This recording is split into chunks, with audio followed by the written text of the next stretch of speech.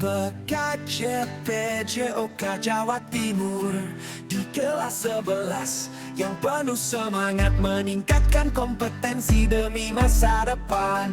Pendidikan jasmani, olahraga dan kesehatan yang gemilang. Bersama kita belajar, berlatih dan berbagi, membangun pengetahuan dan berpusat pada peserta didik demi generasi siswa yang sehat dan berprestasi melalui PJOK. Ya, Assalamualaikum warahmatullahi wabarakatuh. Di sini saya mencoba memaparkan tentang rencana tindak lanjut yang kita pilih adalah P5 Sport Education Model atau SEM dalam permainan tradisional Gobak Sodor dengan tema bangunlah jiwa raganya. Sedangkan dimensi profil Pancasilanya adalah mandiri dan gotong royong. Ini yang akan kita bahas kali ini. Ya. Kenapa saya memilih itu? Ini yang melatar belakangi kenapa saya membuat rencana tindak lanjut seperti yang tadi itu, permainan Gobak Sodor. Yang pertama, dalam program ini kami mencoba menghidupkan kembali permainan tradisional Gobak Sodor. Ya. Kenapa di sini? Karena Karangperanti terletak di desa yang di sini permainan itu sudah sangat merakyat. Tetapi sekarang sudah mulai tergusur atau tergerus oleh perkembangan zaman. Anak-anak sekarang lebih senang main gadget, main Free Fire, terus main game online yang lain. Itu kalah dengan itu sekarang. Makanya di sini kita membuat P5 agar anak-anak kembali aktif dalam kegiatan fisik dan lebih mencintai budayanya. Ini yang melatar belakangi kita membuat rencana tindak lanjut P5 permainan Gobak Sodor di sini. Jadi garis besarnya seperti apa yang saya paparkan tadi. Kan Bapak Ibu sudah lihat sekarang, kemana-mana anak-anak itu sering main game online, Free Fire, apalagi itu. Saya lupa, Free Fire apalagi itu? Game online, Mobile Legend, apalagi itu kira-kira? Lah itu. Kita kan sebagai guru juga miris melihatnya. Ketika melihat mereka sibuk dengan gamenya, sibuk dengan HP-nya, mereka berteman, kumpul bersama. Tetapi kan main sendiri-sendiri. Jauh, dekat tapi jauh. Tapi jauh. Itulah problematika sekarang. Makanya di sini kita membuat suatu kegiatan P5 yaitu permainan Gobak Sodor. Permainan ini sudah ada sejak kita kecil dulu, cuman sekarang kan sudah jarang dimainkan lagi, kalah dengan perkembangan zaman. Makanya kita membuat latar belakang ini. Ini yang melatar belakangi kita. Dilanjutkan. Tujuan program yang pertama, meningkatkan minat dan partisipasi siswa dalam aktivitas fisik. Jadi nanti siswa itu jelas ada kegiatan fisik kalau main Gobak Sodor. Tapi kalau di P5 ini nanti ada pembagian peran. P5 tapi di sini kita buat SEM, Sport Education Model. Jadi kita rancang kelas 1 nanti itu dan kelas 2 fase A itu sebagai supporter saja. Jadi mereka dilatih setiap kali P5, dilatih bagaimana menjadi supporter yang baik. Terus apa yang diperlukan ketika menjadi supporter. Itu. Terus kelas 3 dan 4 itu tampilan ketika pembukaan acara. Ketika kita ada pertandingan misalkan. Ini kan membuat seolah-olah suatu pertandingan. Kalau SEM itu pertandingan, cuma yang dipertandingkan itu Gobak Sodor. Jadi kelas 3 dan 4 itu tampilan fase B itu sebagai tampilan ketika mau acara kayak di TV itu Pak, misalkan ada pertandingan kan ada yang joget-joget dulu, nyanyi, pengisi acara seperti itu. Ya, exhibition. Sedangkan kelas 5 nanti, kelas 5 dan kelas 6, mereka berperan kelas 5 sebagai pemain gobak sodornya. Sedangkan kelas 6 ada yang jadi pelatihnya, ada yang seolah-olah menjadi jurinya atau wasitnya. Terus ada yang promosi, menjual tiket. Ada yang ini lagi, yang diperlukan ketika pertandingan, misalkan Piala Bupati, jadi bupatinya. Jadi nanti pelaksana itu seolah-olah kita mengadakan suatu event. Itu SEM. Itu kita bisa angkat di P5 sebenarnya. Di Karangperantis ini kita sudah membuatkan suatu modulnya, tinggal pelaksanaannya. Yang kedua, kegiatan ini menumbuhkan rasa cinta terhadap permainan tradisional dan budaya. Karena budaya kita, budaya ketimuran, ini berbeda dengan budaya barat. Dan sekarang sudah mulai tergerus, makanya supaya ada rasa cinta terhadap budaya lokal, kita membuat program ini. Yang ketiga, mengembangkan keterampilan sosial, kerjasama, dan sportivitas. Jadi nanti di kegiatan ini kan ada pembagian peran, berarti mereka kan sosial dulu, sosialnya ada. Kerjasama juga ada, misalkan kelas 6, mereka kan harus berkolaborasi, kerjasama ketika membuat permainan ini, ketika akan menyelenggarakan permainan ini, dalam pembagian peran itu, ada yang jadi penerima loket pendaftaran, ada yang menjadi wasit, ada yang jadi supporter, ada yang jadi pelatih, seolah-olah jadi pelatih nanti. Ada seolah-olah pembukaan itu juga dari siswa, seolah-olah jadi bupati, kalau bupati cup, kalau kepala sekolah cup, ya kepala sekolah. Seolah-olah itu sudah kita masuk, ya sambutan, terus seolah-olah mereka bertanding masuk. Anak semua itu Pak, cuman didampingi wali kelas masing-masing. Kan melibat sertakan semua mapel masuk di situ semua. Bisa ini, bisa. Jadi P5 dalam SEM itu, Sport Education Model, bisa dimasukkan dalam P5. Terus lanjut, menerapkan nilai-nilai Pancasila dalam kehidupan sehari-hari, khususnya mandiri dan gotong royong. Ini jelas sekali. Lanjut, tidak apa-apa sudah ya? Lanjut ya.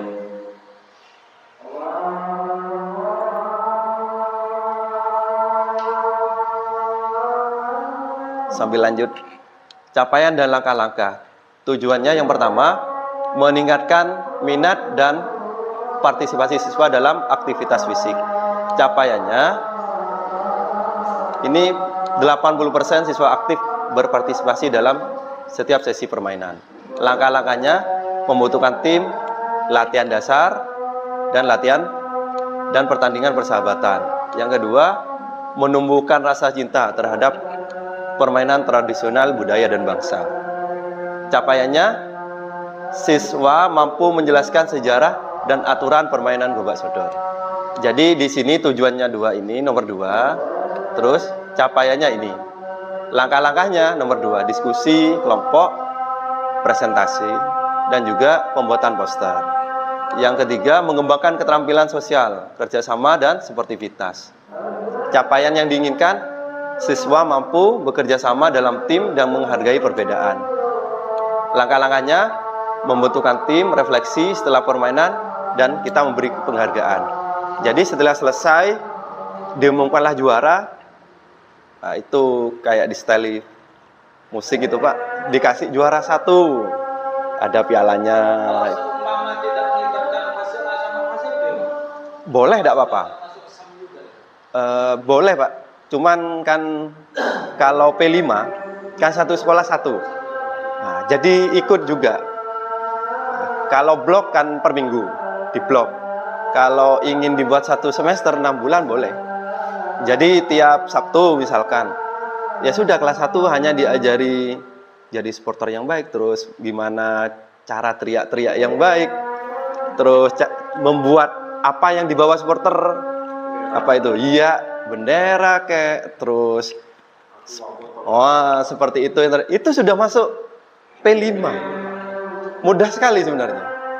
Tinggal kita melaksanakan, tidak salah. Terus 4, menerapkan nilai-nilai Pancasila dalam kehidupan sehari-hari. Ini kan sebenarnya kan P5 tujuannya kan supaya siswa itu berprofil pelajar Pancasila, cuman kan. Kan masuk di ada intrakurikuler, ada co-kurikuler, ada ekstra kurikuler. Kalau intra yang pelajaran kita ini kurikulum sehari-hari. Kalau co itu di luar untuk penguatan seperti P5, ini co-kurikuler. Sedangkan ekstra itu meningkatkan bakat dan minat di luar jam pelajaran sekolah. Itu bedanya. Jadi tujuannya menerapkan nilai-nilai Pancasila. Capaiannya siswa mampu menunjukkan sikap mandiri dan gotong royong dalam kehidupan sehari-hari. Kan jelas kalau ada kolaborasi dengan siswa itu. Jelas ada gotong royong, jelas kan? Langkah-langkahnya diskusi kelompok, role playing. Role playing itu bergantian permainan, bergantian pemain gitu ya. Dan pembuatan karya tulis. Ini bisa tulisan, bisa foto, poster, pamflet, dan lain-lain. Sangat mudah sebenarnya. Kita lanjutkan. Jadi, struktur dan program serta mitra. Ini pembelajaran dilakukan secara tematik, artinya menyeluruh ya. Terintegrasi dengan muatan pembelajaran lainnya. Jadi di sini kelas 1 sampai kelas 6, fase A, B, dan C, semua mapel masuk di sini sudah. Di P5 ini, jelas masuk.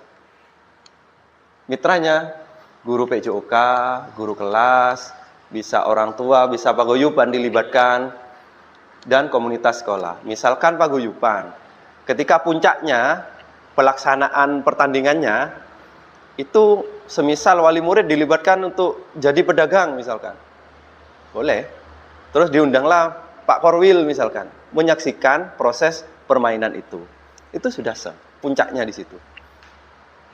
Produknya apa nanti? Produknya itu foto, video, bisa foto-foto dari awal divideokan, di foto itu didokumentasikan, itu bisa. Itu produknya cuman. Sudah P5 itu Pak. Terus yang diambil kan dimensinya 2 tadi. Gotong royong dan kemandirian cuman. Kalau ngambil banyak nanti di raport P5-nya itu banyak poinnya. Nah, itu ya. Ini kapasitas sekolah kita dengan jumlah siswa 105 dengan keberagaman minat dan kemampuan. Jadi dari kelas 1 sampai kelas 6 minatnya juga beda, kemampuannya juga macam-macam. Bakatnya juga macam-macam, ada yang senang di olahraga, ada yang senang di puisi, senang nyanyi dan lain-lain. Tapi di sini kayaknya banyak yang kinestetik. Anak kinestetik itu ciri-cirinya itu suka buat ulah, aktif bergerak, kayak kita dulu. Itu anak kinestetik. Sedangkan anak yang visual, nah itu biasanya senang melihat, menonton sesuatu, membaca puisi, bercerita. Sedangkan auditori itu anaknya pendiam, ciri-cirinya. Biasanya hanya diam, mendengarkan. Pendengar yang baik, auditori. Iya. Kalau auditori, misalkan auditori, kita ngasih pesan ke anak secara SMS, tidak bisa Pak. Itu mesti lupa. Harus ngomong. Kalau visual, anak itu visual, terus kita kirim pesan, tolong belikan ini, kue misalnya, atau minuman. Pasti kebanyakan lupa.